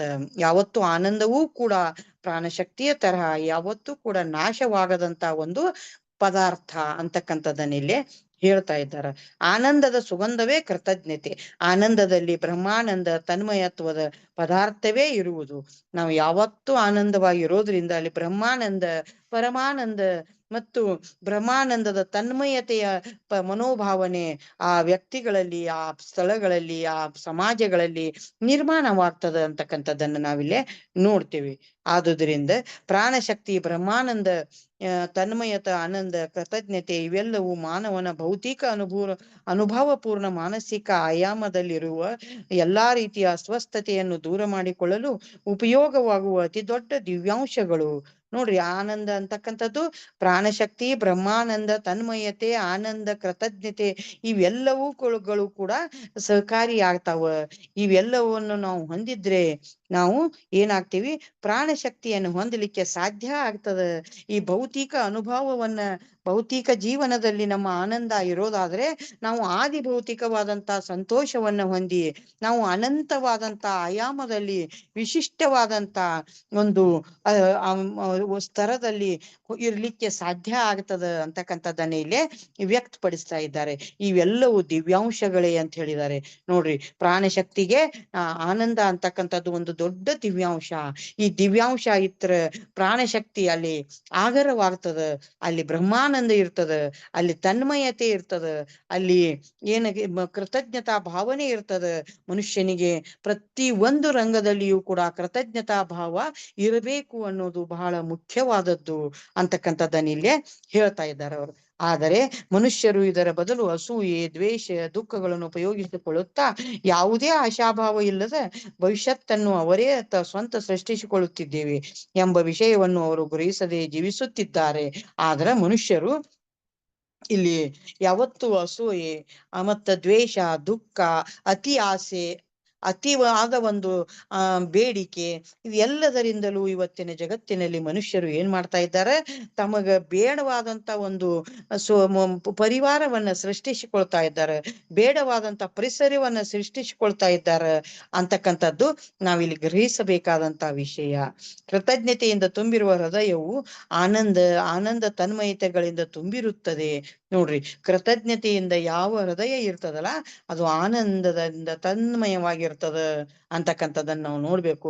ಪ್ರತಿ ಒಂದು ಮನುಷ್ಯನಿಗೆ ಕೃತಜ್ಞತಾ ಭಾವ ಬಹಳ ದೊಡ್ಡ ಭಾವ. ನಾವು ಒಂದು ಸಣ್ಣ ಉಪಕಾರವನ್ನು ಮಾಡ್ಕೊಂಡ್ರೂ ಕೂಡ, ಸಣ್ಣ ಹೆಲ್ಪ್ ತಗೊಂಡ್ರೂ ಕೂಡ ಆ ವ್ಯಕ್ತಿಗೆ ನಾವು ಕೃತಜ್ಞರಾಗಿರಬೇಕು. ಹಿರಿಯರು ಹೇಳ್ತಾರೆ, ಇಲ್ಲಿ ಮುಳ್ಳು ಚುಚ್ಚರೂ ಕೂಡ ಅದನ್ನ ನೆನಪಿಟ್ಕೋಬೇಕು. ನಾವು ಮುಳ್ಳು ತೆಗೆದ್ರೂ ಕೂಡ ಅದೊಂದು ದೊಡ್ಡ ಉಪಕಾರ. ಚುಚ್ಚಿದ ಮುಳ್ಳನ್ನು ತೆಗೆದಂತ ವ್ಯಕ್ತಿ ಅದು ದೊಡ್ಡ ಉಪಕಾರ ಅಂತಕ್ಕಂಥ ಕೃತಜ್ಞತಾ ಭಾವದಿಂದ ಅದನ್ನ ಯಾವತ್ತೂ ನೆನಪಿಸ್ತಿರ್ಬೇಕು. ಮನುಷ್ಯನಿಗೆ ಮೆಟ್ಟಿಲುಗಳನ್ನ ಹತ್ತಲಿಕ್ಕೆ ಎಷ್ಟೋ ಸಹಕಾರ ಮಾಡಿದಂತ ಗುರುಗಳಿಗೆ ನಾವು ಕೃತಜ್ಞರಾಗಿರಬೇಕು ಅಂತಕ್ಕಂಥದ್ದನ್ನ ಇಲ್ಲಿ ವ್ಯಕ್ತಪಡಿಸ್ತಾ ಇದ್ದಾರೆ. ಬಾಯಿಯಿಂದ ಊದಿಸ ಪ್ರಾಣಶಕ್ತಿಯನ್ನು ಇತರ ಮಾನವರಿಗೆ ಪ್ರಸಾರ ಮಾಡಬಹುದು. ನೋಡ್ರಿ, ಎಷ್ಟೋ ಮನುಷ್ಯರಿಗೆ ಕಿವಿಯಲ್ಲಿ ಊದ್ತಾರ, ಬಾಯಲ್ಲಿ ಊದ್ತಾರ ಗುರುಗಳಾದಂಥವ್ರು. ಅವರ ಉಸಿರಿನಿಂದಲೂ ಕೂಡ ಪ್ರಾಣಶಕ್ತಿ ಇಲ್ಲಿ ಹರಡುತ್ತದೆ ಅಂತಕ್ಕಂಥದ್ದನ್ನ ನೋಡಬಹುದು. ಊದುತ್ತಿರುವ ಉಸಿರನ್ನು ಮಹಾಪ್ರಾಣ ಪೂರಿತ ಮಾಡಿಕೊಳ್ಳಬಹುದು. ಕೆಲವು ಜನರು ಪವಿತ್ರಾತ್ಮರು ಬಾಯಿಯಿಂದ ಶ್ವಾಸವನ್ನು ಊದುತ್ತಾ ಎಷ್ಟೋ ಜನರನ್ನು ಗುಣಮುಖರನ್ನಾಗಿ ಮಾಡುತ್ತಿರುತ್ತಾರೆ. ಜೀಸಸ್ ಕ್ರೈಸ್ತ್ ಬಾಯಿಯಿಂದ ಊದಿ ತನ್ನ ಶಿಷ್ಯರಿಗೆ ಪವಿತ್ರಾತ್ಮ ಎಂಬ ಪ್ರಾಣಶಕ್ತಿಯನ್ನು ಅನುಗ್ರಹಿಸಿದರು. ಆ ಮಹಾಪವಿತ್ರ ಜೀವವನ್ನು ಪಡೆದ ಆ ಶಿಷ್ಯರು ಮಾನವರ ಅಭ್ಯುದಯಕ್ಕಾಗಿ ತಮ್ಮ ಜೀವಗಳನ್ನೇ ಅರ್ಪಿಸಿದ್ದಾರೆ. ನೋಡ್ರಿ, ಕೆಲವೊಬ್ಬ ಪವಿತ್ರಾತ್ಮರು, ಕೆಲವೊಬ್ಬ ವಿದ್ವಾನರು, ಋಷಿ ಮುನಿಗಳು ಕೇವಲ ಒಂದು ಉಸಿರನ್ನ ಒಬ್ಬ ವ್ಯಕ್ತಿಯ ಮೇಲೆ ಹರಿಸಿದ್ದೇ ಆದರೆ ಆ ವ್ಯಕ್ತಿ ತನ್ನ ಚೈತನ್ಯವನ್ನ ಪಡೆದು ಹೋದಂತ ಜೀವವೂ ಕೂಡ ತುಂಬಲಿಕ್ಕೆ ಸಾಧ್ಯದ ಅಂತಕ್ಕಂಥದ್ದನ್ನ ಇಲ್ಲಿ ವ್ಯಕ್ತಪಡಿಸ್ತಾರೆ. ನಾವು ಪುರಾಣಗಳಲ್ಲಿ ನೋಡಿದ್ದೇವೆ, ಪುರಾಣ ಕಥೆಗಳಲ್ಲಿ ನಾವು ನೋಡಿದ್ದೇವೆ. ರಾಮನ ಪಾದ ತಗಲಿ ರೋಗದಿಂದ ಶಾಪದಿಂದ ಮುಕ್ತಿಯನ್ನ ಗೌತಮಿ ಪಡ್ಕೊಳ್ತಾಳ. ವಿಶ್ವಾಮಿತ್ರನ ಶಾಪಕ್ಕೆ ಗುರಿಯಾದ ರೇಣಕ್ಕೆ ಒಂದು ಜಲದಿಂದ ಎಕ್ಕಯ್ಯರ ಜಲದ ಸ್ಪರ್ಶದಿಂದ ಅವಳ ಒಂದು ಕುಷ್ಠರೋಗವೆಲ್ಲ ಮಾಯವಾಗಿ ಹೋದದ್ದನ್ನ ನಾವು ಕೇಳ್ತೇವೆ. ಅಷ್ಟೇ ಅಲ್ಲ, ಇವತ್ತಿನ ಪ್ರಸ್ತುತ ದಿನಮಾನದಲ್ಲಿಯೂ ಕೂಡ ನಮ್ಮಂತ ಜ್ಞಾನಿಗಳು ಅಥವಾ ಮಾಸ್ಟರ್ಸು ಅಥವಾ ಧ್ಯಾನಿಸ್ತಕ್ಕಂತ ವ್ಯಕ್ತಿಗಳು ಎಷ್ಟೋ ವ್ಯಕ್ತಿಗಳಿಗೆ ನಾವು ಚೈತನ್ಯವನ್ನ ಕೊಡಬಹುದು ಅಂತಕ್ಕಂಥದ್ದನ್ನ ನಾವು ಸ್ವತಃ ಪ್ರಯೋಗವಾಗಿ ನೋಡ್ಕೊಳ್ಬೇಕು. ಆಮೇಲೆ ಜೀಸಸ್ ಕ್ರೈಸ್ತರು ಹೇಳ್ತಾರೆ, ಅವರ 12 ಜನ ಶಿಷ್ಯರು ಕೂಡ, ಎಷ್ಟೋ ಶಿಷ್ಯರು ಅವರಿಗೆ ಅಲ್ಲಿ ಜಾತಿ ಭೇದದ ಒಂದು ಸಂಘರ್ಷದಲ್ಲಿ ಅವ್ರೆಲ್ಲರನ್ನೂ ಕೂಡ ಕೊಂದ್ಬಿಟ್ಟಿದ್ರು. ಅವ್ರೆಲ್ಲರಿಗೂ ಕೂಡ ಪ್ರಾಣ ಶಿಕ್ಷೆಯನ್ನ ಕೊಟ್ಬಿಟ್ಟಿದ್ರು. ಆ ಎಲ್ಲರಿಗೂ ಕೂಡ ಜೀಸಸ್ ಕ್ರಿಸ್ತರು ತಮ್ಮ ಉಸಿರನ್ನ ಕೊಟ್ಟು ಅವರಿಗೆ ಚೈತನ್ಯವನ್ನ ಕೊಟ್ರು. ಆ ಉಸಿರನ್ನ ಪಡೆದಂತ ಆ ಚೈತನ್ಯ ಪಡೆದಂತ ಪೋಪ್ಗಳು ಜಗತ್ತಿನಾದ್ಯಂತ, ವಿಶ್ವದಾದ್ಯಂತ ಈ ಧರ್ಮ ಪ್ರಚಾರವನ್ನ ಮಾಡಿದ್ರು. ಅದರಿಂದಲೇ ಇವತ್ತು ಜಗತ್ತಿನಲ್ಲಿ ಕ್ರೈಸ್ತ ಧರ್ಮ ಒಂದು ದೊಡ್ಡ ಧರ್ಮವಾಗಿ ಜಗತ್ತಿನಾದ್ಯಂತ ಹೆಚ್ಚು ಆಚರಣೆಯಲ್ಲಿರ್ತಕ್ಕಂಥ ಒಂದು ಧರ್ಮವಾಗಿ ಉಳಿದಿರೋದನ್ನು ಕೂಡ ನಾವು ನೋಡಬಹುದು. ಹೀಗೆ ಒಂದು ಸಹನೆಯಿಂದ ಒಬ್ಬ ವ್ಯಕ್ತಿ ಕೊಡ್ತಕ್ಕಂಥ ಉಸಿರು ಕೂಡ ಪ್ರಾಣ ಶಕ್ತಿಯನ್ನ ಹರಡುತ್ತದೆ ಅಂತಕ್ಕಂಥದ್ದನ್ನು ನಾವು ನೋಡ್ಬಹುದು. ಒಂದು ಪದ್ಧತಿಯ ಪ್ರಕಾರ ಮಾಡುವ ವಿಶ್ವಾಸದಿಂದ ಪ್ರಾಣಶಕ್ತಿಯನ್ನು ಪ್ರವರ್ಧಗೊಳಿಸಬಹುದು. ಒಬ್ಬ ವ್ಯಕ್ತಿಯು ತನ್ನ ಪ್ರಾಣಶಕ್ತಿಯನ್ನೇ ರೋಗವಿರುವ ತನ್ನ ಶರೀರ ಭಾಗಕ್ಕೆ ಕಳುಹಿಸಬಹುದು. ಬಹಳಷ್ಟು ವ್ಯಾಧಿಗಳನ್ನು ಅಂತಹ ಶ್ವಾಸ ಪ್ರಸಾರದಿಂದ ಗುಣಪಡಿಸಿಕೊಳ್ಳಬಹುದು. ಇದನ್ನು ನೋಡಬಹುದು ನಾವು. ಒಬ್ಬ ವ್ಯಕ್ತಿ ಯಾವುದೋ ಒಂದು ವ್ಯಾಧಿಯಿಂದ, ಯಾವುದೋ ಒಂದು ನೋವಿನಿಂದ ಬಳಲುತ್ತಾ ಇದ್ರೆ ಇನ್ನೊಬ್ಬ ವ್ಯಕ್ತಿ ಆ ವ್ಯಕ್ತಿಯ ನೋವಿರುವ ಭಾಗಕ್ಕೆ ತನ್ನ ಪ್ರಾಣ ಶಕ್ತಿಯನ್ನ ಕಳಿಸಿ ಅಷ್ಟರಲ್ಲಾಗಿ ಆ ವ್ಯಕ್ತಿಯ ಆ ಭಾಗಗಳನ್ನ ತೆಗೆದುಕೊಂಡು ಧ್ಯಾನದಲ್ಲಿ ಆ ಒಂದು ಭಾಗಕ್ಕೆ ಶಕ್ತಿಯನ್ನು ಕೊಡ್ತಕ್ಕಂತ ಕೆಲಸವನ್ನು ಕೂಡ ಮಾಡಬಹುದು. ಇದನ್ನ ಪ್ರಯೋಗಾತ್ಮಕವಾಗಿ ನಾನು ನಮ್ಮ ಮನೆಯಲ್ಲಿ ತಾಯಿಗೆ ಪ್ಯಾರಾಲಿಸಿಸ್ ಹೊಡೆದ ಸಂದರ್ಭದಲ್ಲಿ ಅವಳು ಬೆಳಗಾಂನಲ್ಲಿ ನಮ್ಮ ಅಣ್ಣನ ಹತ್ರ ಇದ್ರು ಕೂಡ ನಾ ಇಲ್ಲಿಯಿಂದಲೇ ಅವಳ ಆತ್ಮವನ್ನ ಅಷ್ಟರಲ್ಲಾಗಿ ತೆಗೆದುಕೊಂಡು ಅವಳಿಗೆ ಧ್ಯಾನಿಸ್ತಿದ್ದೆ. ಅವಳಿಗೆ ಬೇಗನೆ ಚೈತನ್ಯವಾಗ್ಲಿ ಅಂತ ಹೇಳಿ ಅವಳು 96 ವರ್ಷದಲ್ಲಿಯೂ ಕೂಡ ಕೇವಲ 4-6 ದಿನಗಳಲ್ಲಿ ಎದ್ದು ತಿರುಗಾಡ್ತಕ್ಕಂಥ ಶಕ್ತಿಯನ್ನ ಪಡೆದದ್ದನ್ನ ನಾನು ಇಲ್ಲಿ ವ್ಯಕ್ತಪಡಿಸ್ತೇನೆ. ಹಾಗೆ ನಾವು ಒಂದು ವ್ಯಕ್ತಿಯ ಆತ್ಮವನ್ನ ನಾವು ಅಷ್ಟರಲ್ಲಾಗಿ ತಗೊಂಡು ಆ ವ್ಯಕ್ತಿಯ ಆತ್ಮದ ಯಾವ ಭಾಗಕ್ಕೆ ಯಾವ ನೋವು ಇದೆ ಅಂತಕ್ಕಂಥದ್ದನ್ನ ನೋಡಿ ಅಲ್ಲಿ ನಮ್ಮ ಪ್ರಾಣ ಶಕ್ತಿ ಅಂತಕ್ಕಂಥ ಉಸಿರನ್ನ ಕೊಟ್ರೆ ಆ ಭಾಗ ಸಂಪೂರ್ಣವಾಗಿ ಚೈತನ್ಯವನ್ನ ಹೊಂದುತ್ತದೆ ಅಂತಕ್ಕಂಥದ್ದು ಬಹಳ ಪ್ರಸ್ತುತವಾದಂತ ಸತ್ಯವಿದೆ ಅಂತಕ್ಕಂಥದ್ದನ್ನ ನಾವು ನೋಡಬಹುದು. ಇಲ್ಲಿಯವರೆಗೆ ಈ ಶ್ವಾಸದಿಂದ ಆಗ್ತಕ್ಕಂಥ ಎಷ್ಟೋ ಗುಣಾತ್ಮಕವಾದಂತ ಅಂಶಗಳನ್ನ ನೋಡಿದ್ದೇವೆ. ಇಲ್ಲಿಗೆ ಇವತ್ತಿನ ಸ್ವಾಧ್ಯಾಯವನ್ನ ಮುಗಿಸೋಣ. ಇಲ್ಲಿಗೆ ಈ 3 ಸತ್ಯ ಅಂಶಗಳು ಅಂತಕ್ಕಂಥ ಅಧ್ಯಾಯವು ಕೂಡ ಮುಗಿತದೆ. ನಾಳೆ ಅಂತಪ್ಪ ಸ್ಫೂರ್ತಿ ಅಂತಕ್ಕಂಥ ಅಧ್ಯಾಯವನ್ನ ನಾವೇನ್ ಮಾಡೋಣ, ಪ್ರಾರಂಭಿಸೋಣ ಮಾಸ್ಟರ್ಸ್. ಈಗ ಎಲ್ಲರೂ ಕೂಡ ಜ್ಞಾನಕ್ಕೆ ಸನ್ನದ್ಧರಾಗಿ ಕುಳಿತುಕೊಳ್ಳೋಣ. ಎಲ್ಲರೂ ಕೈಗಳನ್ನು ಒಂದರಲ್ಲೊಂದು ಹಾಕಿಕೊಳ್ಳಿ.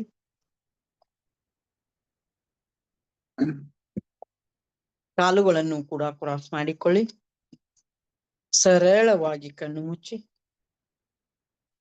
ಸ್ವಾಭಾವಿಕವಾಗಿ ಕಣ್ಣು ಮುಚ್ಚಿ.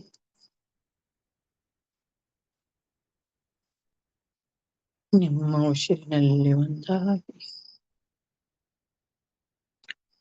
ಒಂದು ದೀರ್ಘ ಉಸಿರನ್ನು ತೆಗೆದುಕೊಳ್ಳಿ.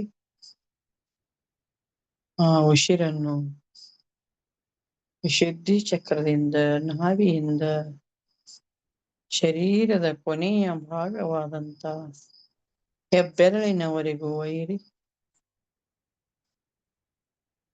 ಒಯ್ದು ಮರಳಿ ತನ್ನಿ. ಮತ್ತೆ ಇದರಿಂದ ದೇಹದ ಎಲ್ಲಾ ಭಾಗವು ರಿಲ್ಯಾಕ್ಸ್ ಆಗುತ್ತದೆ. ಶರೀರವನ್ನು ಸಡಿಲಗೊಳಿಸಿ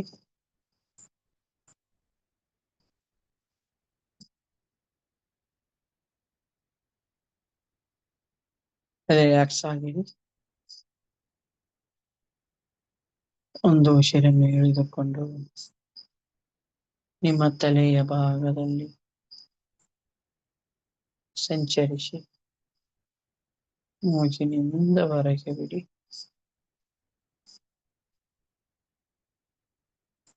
ಇನ್ನೊಂದು ಉಸಿರನ್ನು ಎಳೆದುಕೊಂಡು ನಿಮ್ಮ ಕುತ್ತಿಗೆಯ ಭಾಗದಲ್ಲಿ ಸಂಚರಿಸಿ ನಿಧಾನವಾಗಿ ಹೊರಗೆ ಬಿಡಿ. ಇನ್ನೊಂದು ದೀರ್ಘ ಉಸಿರನ್ನು ಎಳೆದುಕೊಳ್ಳಿ. ನಿಮ್ಮ ಎರಡೂ ಭುಜಗಳಲ್ಲಿ ತುಂಬಿಕೊಳ್ಳಿ. ನಿಧಾನಕ್ಕೆ ಮೂಗಿನ ಸಹಾಯದಿಂದ ಹೊರಗೆ ಬಿಡಿ. ಇನ್ನೊಂದು ದೀರ್ಘ ಉಸಿರನ್ನು ಎಳೆದುಕೊಳ್ಳಿ. ಎದೆಯ ಭಾಗದಲ್ಲಿ ತುಂಬಿಕೊಳ್ಳಿ. ಹೃದಯಕ್ಕೆ, ಕುಪ್ಪಸಕ್ಕೆ ಎಲ್ಲ ಕಡೆಗೂ ಉಸಿರನ್ನು ಸ್ಪರ್ಶಿಸಿ ನಿಧಾನವಾಗಿ ಮೂಗಿನಿಂದ ಉಸಿರನ್ನು ಹೊರಗೆ ಹಾಕಿ.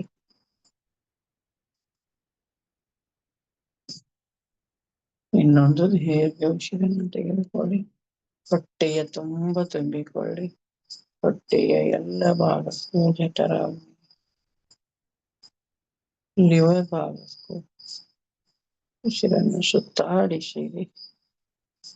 ನಿಧಾನಕ್ಕೆ ಮೂಗಿನ ಸಹಾಯದಿಂದ ಹೊರಗೆ ಹಾಕಿ.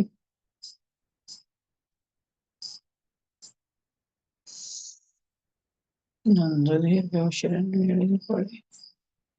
ನಿತಂಬದ ಭಾಗಕ್ಕೆ ಸ್ಪರ್ಶಿಸಿ. ನಿತಂಬದ ಎಲ್ಲ ಕಡೆಗೆ ತುಂಬಿ ಹರಿದಾಡಿಸಿ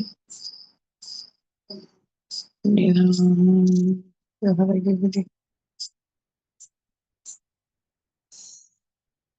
ಇನ್ನೊಂದು ದೀರ್ಘ ಉಸಿರನ್ನು ಎಳೆದುಕೊಳ್ಳಿ. ಎರಡೂ ತೊಡೆಗಳಲ್ಲಿ ಉಸಿರನ್ನು ತುಂಬಿ ಹರಿದಾಡಿಸಿ ನಿಧಾನಕ್ಕೆ ಹೊರಗೆ ಬಿಡಿ. ಇನ್ನೊಂದು ದೀರ್ಘ ಉಸಿರನ್ನು ಎಳೆದುಕೊಳ್ಳಿ. ಮೊಳಕಾಲಿನಲ್ಲಿ ಉಸಿರನ್ನು ತುಂಬಿಕೊಳ್ಳಿ. ಎರಡೂ ಮೊಳಕಾಲು ಮಂಡಿಗಳಲ್ಲಿ ಉಸಿರನ್ನು ಹರಿದಾಡಿಸಿ ನಿಧಾನಕ್ಕೆ ಹೊರಗೆ ಬಿಡಿ. ಇನ್ನೊಂದು ದೀರ್ಘ ಉಸಿರನ್ನು ಎಳೆದುಕೊಳ್ಳಿ. ಎರಡೂ ಮೀನಗಂಡಗಳಲ್ಲಿ ಉಸಿರನ್ನು ಹರಿದಾಡಿಸಿ ನಿಧಾನಕ್ಕೆ ಹೊರಗೆ ಬಿಡಿ. ಇನ್ನೊಂದು ದೀರ್ಘ ಉಸಿರನ್ನು ಎಳೆದುಕೊಳ್ಳಿ. ಎರಡೂ ಪಾದಗಳಲ್ಲಿ ತುಂಬಿಕೊಳ್ಳಿ. ಎರಡೂ ಪಾದಗಳಲ್ಲಿ 10 ಬೆರಳಿಗೆ ಉಸಿರನ್ನು ಸ್ಪರ್ಶಿಸಿ ನಿಧಾನಕ್ಕೆ ಮೂಗಿನ ಸಹಾಯದಿಂದ ಹೊರಗೆ ಬಿಡಿ. ಈ ಪ್ರಕ್ರಿಯೆಯನ್ನು ಪ್ರತಿದಿನ 1 ಸಾರಿ ಮಾಡಿಕೊಳ್ಳಿ. ನಿಮ್ಮ ಶರೀರದಲ್ಲಿರುವ ಕಶ್ಮಲಗಳು, ರೋಗ ಕಣಗಳು ಮಾಯವಾಗುವುದಲ್ಲದೆ ನೀವು ನಿಮ್ಮೊಳಗೆ ಪ್ರವೇಶಿಸಿ ಬಿಡುತ್ತೀರಿ. ನೀವು ಹೊರಗಿನ ಬಾಹ್ಯ ಜಗತ್ತಿನಿಂದ ನಿಮ್ಮ ಆಂತರ್ಯದಲ್ಲಿ ಒಳಗೆ ಬರುತ್ತೀರಿ. ಇದು ಧ್ಯಾನಕ್ಕೆ ತುಂಬಾ ಸ್ಫೂರ್ತಿಯಾಗುತ್ತದೆ.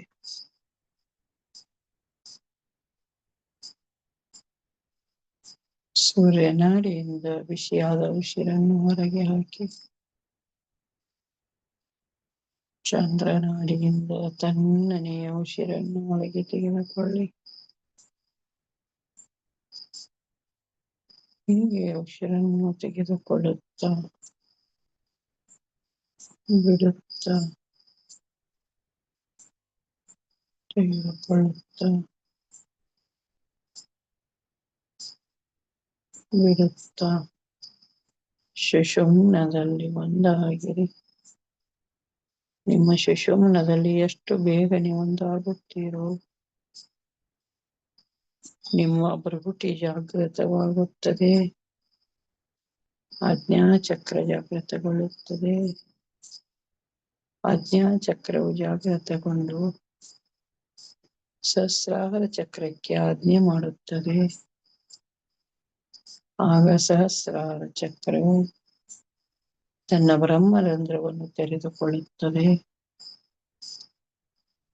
ತನ್ನ ಹೊಟ್ಟೆಯಲ್ಲಿರುವ ಬ್ರಹ್ಮರಂಧ್ರವನ್ನು ತೆರೆದುಕೊಳ್ಳುತ್ತದೆ. ಆ ಬ್ರಹ್ಮರಂಧ್ರದ ಮೂಲಕ ವಿಶ್ವ ಪ್ರಾಣ ಶಕ್ತಿಯು, ಕಾಸ್ಮಿಕ್ ಎನರ್ಜಿಯು ನಿಮ್ಮೊಳಗಿನ ಪ್ರಾಣ ಶಕ್ತಿಯೊಂದಿಗೆ ಜೀವಾತ್ಮನೊಂದಿಗೆ ಒಂದಾಗುತ್ತದೆ.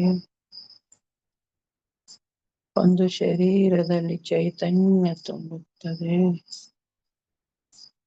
ತುಂಬಿದ ಚೈತನ್ಯ ಪ್ರಾಣ ಶಕ್ತಿಯಾಗಿ ವಿಶ್ವಾಗ್ನಿಯಾಗಿ ಹೊರಬೀಳುತ್ತದೆ. ಆ ವಿಶ್ವಾಗ್ನಿ ಭೂಮಿಗೆ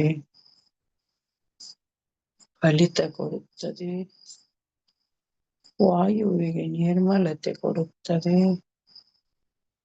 ಜಲಕ್ಕೆ ಶುದ್ಧೀಕರಣ ಮಾಡುತ್ತದೆ, ಮಾಸ್ಟರ್ಸ್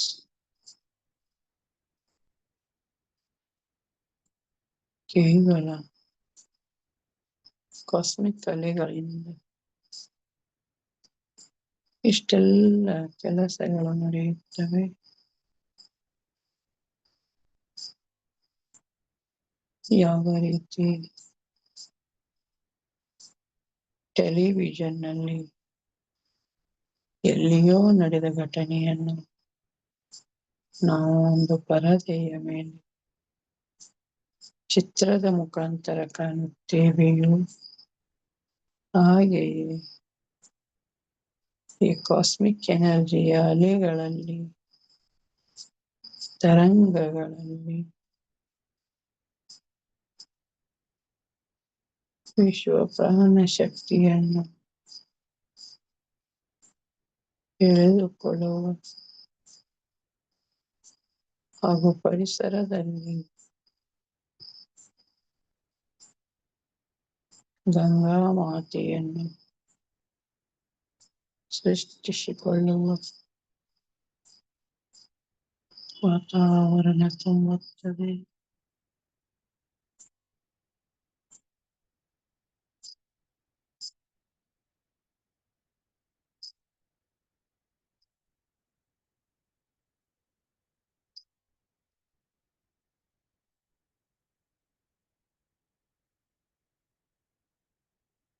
ಬಹಳ ಅದ್ಭುತವಾದ ಎನರ್ಜಿ.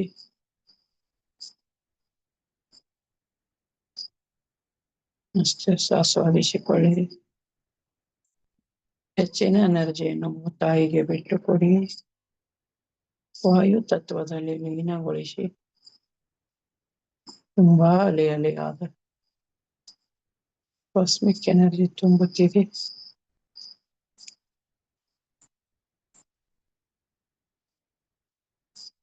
ಆಸ್ವಾದಿಸಿ, ಅನುಗಾಡದಿರಿ, ಕಣ್ಣು ತೆರೆಯದಿರಿ, ವಿಚಲಿತರಾಗಬೇಡಿ. ಬಹಳಷ್ಟು ಒತ್ತಡ, ರಭಸ, ಪ್ರಾಣಶಕ್ತಿ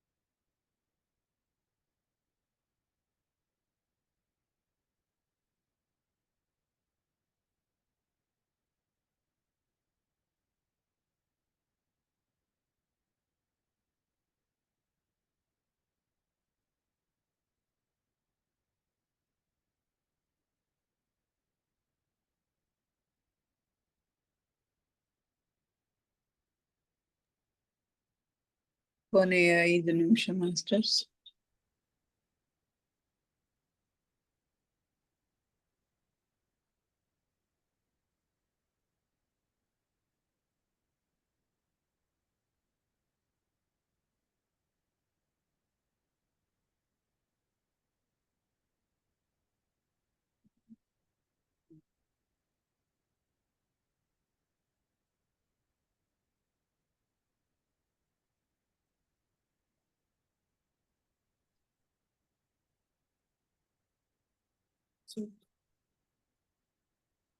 ಸೆಕೆಂಡ್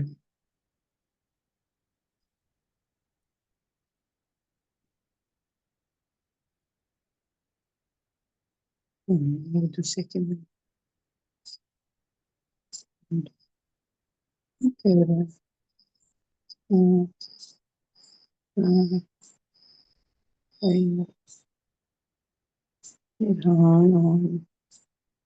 ನಿಮ್ಮ ಕೈಗಳನ್ನು ಬಿಡಿಸಿಕೊಳ್ಳಿ. ಕೈಗಳಲ್ಲಿ ತುಂಬಾ ಎನರ್ಜಿ ಇದೆ. ಕಣ್ಣುಗಳಲ್ಲಿ ಸ್ಪರ್ಶಿಸಿ. 0 1 2 3 4 5 ನಿಧಾನವಾಗಿ ಕೈಗಳನ್ನೇ ನೋಡುತ್ತಾ ನಿಧಾನವಾಗಿ ಕಣ್ಣು ಬಿಡಿ ಮಾಸ್ಟರ್ಸ್. ಧನ್ಯವಾದಗಳು ಎಲ್ಲ ಸ್ಟೈಲ್ ಮಾಸ್ಟರ್ಸ್ಗಳಿಗೆ, ಪತ್ರಿಜಿಯವರಿಗೆ, ಸೀತಪ್ಪ ಗುರುಗಳಿಗೆ ಕೋಟಿ ಕೋಟಿ ಕೃತಜ್ಞತೆಗಳನ್ನು, ಧನ್ಯವಾದಗಳನ್ನು ಅರ್ಪಿಸೋಣ ಮಾಸ್ಟರ್ಸ್.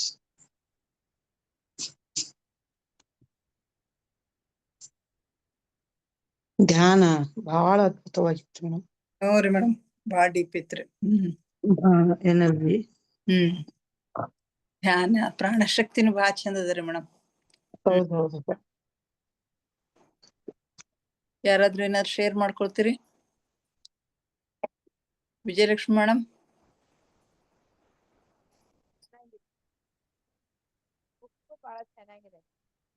ಚೆನ್ನಾಗಿತ್ರಿ ಮೇಡಮ್. ಶೋಭಾ ಮೇಡಮ್.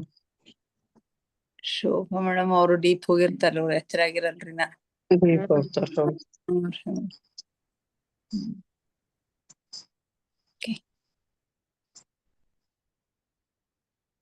ಅವರಿಗೆ ಯಾವ್ದೋ ಕೆಲವೊಂದು ವಿಷಯಗಳು, ಕೆಲವೊಂದು ಆತ್ಮಗಳು ಅಡ್ಡಿ ಅದಾವ್ರಿ ಮೇಡಮ್ ಅವರಿಗೆ. ಹೌದೇನ್ರಿ? ಅವರಿಗೆ ಮುಂದಿನ ಹಂತಕ್ಕೆ ಹೋಗ್ಲಿಕ್ಕೆ ಅವಕಾಶ ಕೊಡ್ತಾ ಇಲ್ಲ. ಹೌದಾ? ಅವರು ಇನ್ನೂ ಮೇಲೆ ಹೋಗ್ಬೇಕು, ಅವ್ರು ಮಾಡೋ ಪ್ರಯತ್ನ ನೋಡ್ಬೇಕಾದ್ರೆ. ಹೌದ್ರಿ. ಕೆಲವೊಂದು ಆತ್ಮಗಳು ಅಡ್ಡಿ ಮಾಡ್ತಾ ಇದ್ದವು. ಅದು ನಿಮಗ್ ಗೊತ್ತಾಗ್ಲಿಕ್ಕದ? ಗೊತ್ತಾಗ್ತದ. ಹೌದಲ್ರಿ? ಅವರ ಧ್ಯಾನದಲ್ಲಿ ಆತ್ಮಗಳಿಗೆ ಮಾರ್ಗ ಕೊಡ್ಲಿಕ್ಕೆ ಅಸ್ಟ್ರಲ್ ಮಾಸ್ಟರ್ಗಳಿಗೆ ಕೇಳ್ಕೊಳ್ಬೇಕು. ಅಂದಾಗ ಅವರಿಗೆ ಇನ್ನು ಮುಂದಿನ ಹಂತಗಳು ತಲುಪಲಿಕ್ಕೆ ಸಾಧ್ಯ ಆಗ್ತದ ಮೇಡಮ್.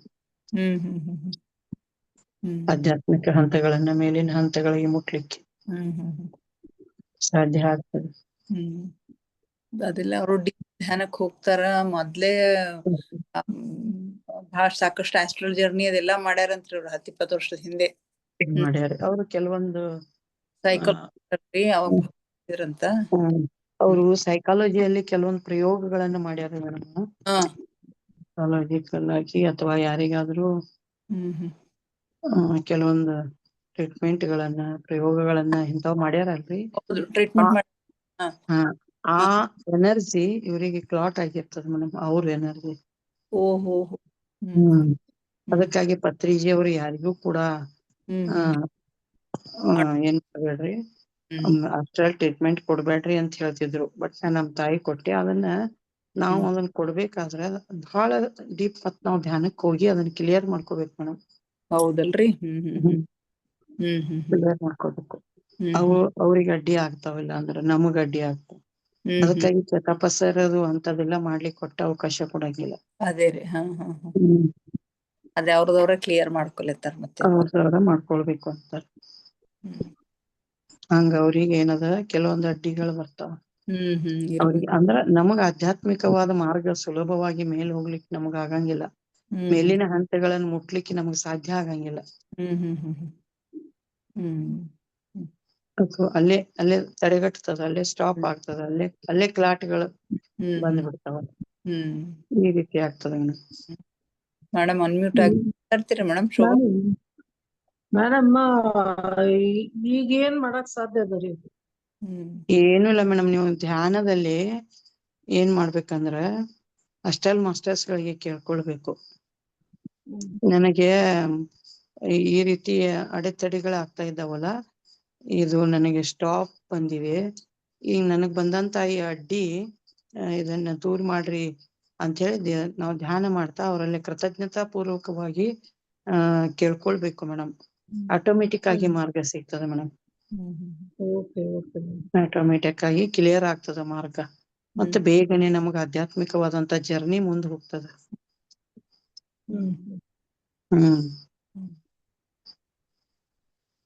ನೀವು ಧ್ಯಾನದಲ್ಲೇ ಅದನ್ನ ಪ್ರಯೋಗ ಮಾಡ್ಕೊಳ್ಬೇಕು ಮೇಡಮ್.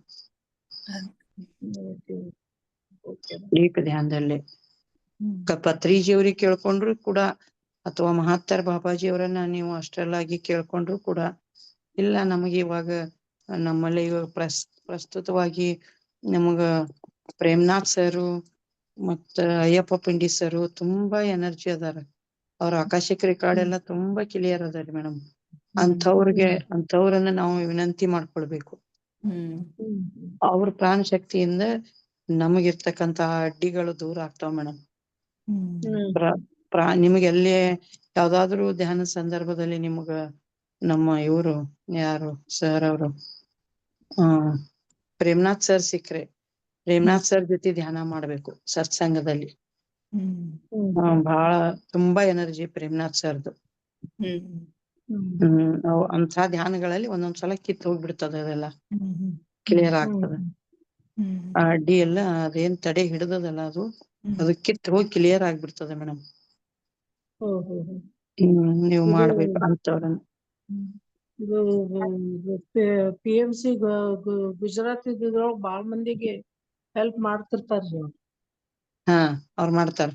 ನನಗೂ ಕೂಡ ಅವರೇ ನನಗ ಕೆಲವೊಂದು ನನ್ನ ಜನ್ಮದಲ್ಲಿ ಇರ್ತಕ್ಕಂತ ಕೆಲವೊಂದು ಬ್ರಿಟಿಷ್ ಆತ್ಮಗಳು, ನಾನು ಚೆನ್ನಮ್ಮ ಜೀವನದಲ್ಲಿ ಕಿತ್ತೂರಿನ ಚೆನ್ನಮ್ಮ ಜೀವನದಲ್ಲಿ ನಾನು ಮಾಡಿದಂತ ಕೆಲವೊಂದು ಪ್ರಯತ್ನಗಳಿಂದ ಕೆಲವೊಂದು ಆತ್ಮಗಳು, 100 ಆತ್ಮಗಳು ನನ್ನ ಜೊತೆಗಿತ್ತು. ಅವಕ್ಕೆಲ್ಲ ಮುಕ್ತಿ ಕೊಡಿಸು, ನಿನಗೆ ಮುಕ್ತಿ ಸಿಗ್ತದ ಅಂತ ಹೇಳಿ ಅವೆಲ್ಲದಕ್ಕೂ ಕೂಡ ನನಗ್ ಧ್ಯಾನದಲ್ಲಿ ಮುಕ್ತಿ ಕೊಡಿಸ್ಲಿಕ್ಕೆ ಹಚ್ಚಿದಾರೆ. ಅವಾಗ ನನಗ್ ಕ್ಲಿಯರ್ ಆಗಿ ಬಹಳ ಅನುಭವಗಳಾಗ್ಲಿಕ್ಕೆ ಅಥವಾ ಅಷ್ಟ್ರಲ್ಲಾಗಿ ನನಗೆ ಬಹಳಷ್ಟು ಸಾಧ್ಯತೆಗಳಾದವು. ಇದು ಒಂದ್ಸಲ ಕೇತಪ್ಪ ಸರ್ ಮನ್ಯಾಗ ಅವ್ರು ಬಂದಿದ್ರು, ಪ್ರೇಮನಾಥ್ ಸರ್. ಆ ಸಂದರ್ಭದಲ್ಲಿ ಅವ್ರ ಜೊತೆ ಧ್ಯಾನ ಮಾಡಿದಾಗೆ ಅವ್ರು ನನಗ ಆ ಒಂದು ಮಾರ್ಗವನ್ನು ಬಿಚ್ಚಿಕೊಟ್ರು, ಪ್ರೇಮ್ನಾಥ್ ಸರ್. ಹಂಗ ತುಂಬಾ ಎನರ್ಜಿ ಇರೋ ಮಾಸ್ಟರ್ಸ್ ಜೊತೆಗೆ ನಾವು ಧ್ಯಾನ ಮಾಡಿದೀವಿ. ಇಲ್ಲ ಅವರಿಗೆ ನಾವು ಬೇಡ್ಕೊಂಡು, ಅವರಿಗೆ ಕೃತಜ್ಞತೆ ಸಲ್ಲಿಸ್ಕೊಂಡು, ಅವರನ್ನ ನಾವು ಮನಸ್ಸಿನಲ್ಲಿ ಆಳವಾಗಿ ತಗೊಂಡು ನಾವು ಧ್ಯಾನ ಮಾಡಿದ್ದೆ ಆದ್ರ ಅವ್ರ ಎನರ್ಜಿ ನಮಗ್ ಬರಕ್ ಆಗ್ತದ ಮೇಡಮ್. ಫಸ್ಟ್ ಟೈಮ್ ಇವರು ಪತ್ರಿಜಿಯವ್ರು ಬಂದಾಗ ಗುಲ್ಬರ್ಗಕ್ ಬಂದಿದ್ರು. ಅವಾಗ ಧ್ಯಾನಕ್ಕ ಕುಂದರ್ಸಿದ್ರು ಅವರು.